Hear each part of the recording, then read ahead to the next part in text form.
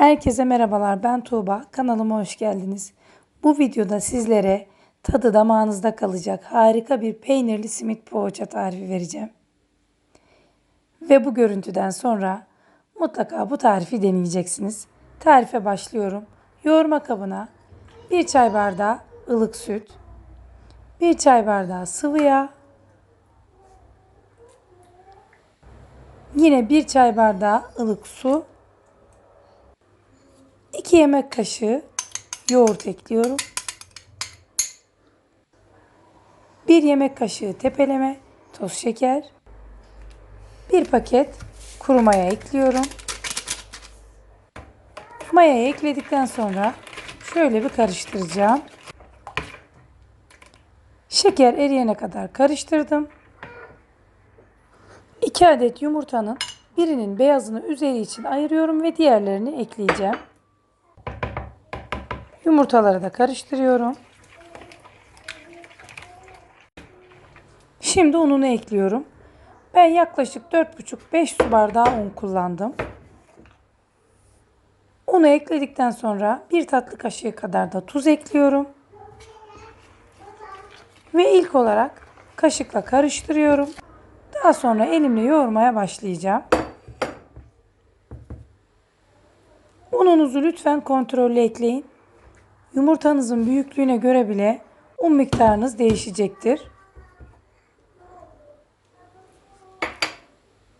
Unumu iyice karıştırdıktan sonra üzerine 80 gram tereyağı ekledim.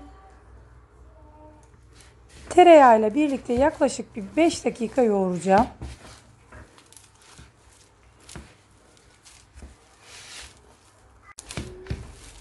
Videolarımı beğeniyorsanız lütfen kanalıma abone olmayı unutmayın.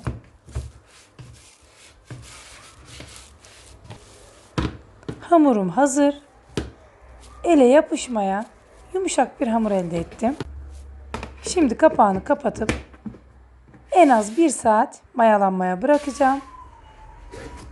Ve 1 saat sonra hamurum mayalandı. Bu şekilde hamurumu toparlıyorum. Hamurun dokusu çok güzel oldu.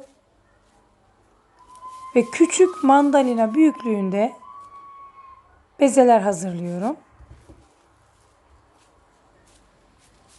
Hamuru tam olarak 15 eşit parçaya böleceğim. Ve içerisine biraz beyaz peynir, biraz maydanoz ve pul biberi karıştırıyorum. Şimdi poğaçalarımı hazırlamaya başlıyorum. Şekil vermesi de çok kolay, inanın. Özellikle hafta sonu için bu tarifi mutlaka denemenizi tavsiye ediyorum. İçine bolca peynir koydum. Ve bu şekilde alt kısmını sıkıca kapattım.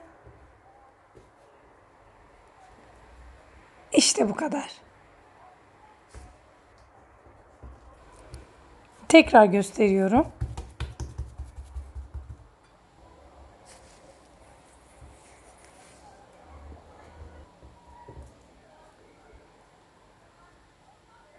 Ve poğaçalarımı hazırladım.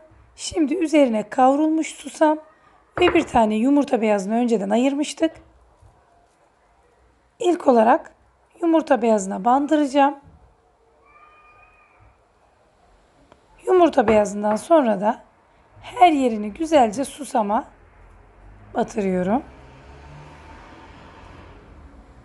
Ve işte bu kadar. Ve tepsiye dizeceğim. Tekrar gösteriyorum.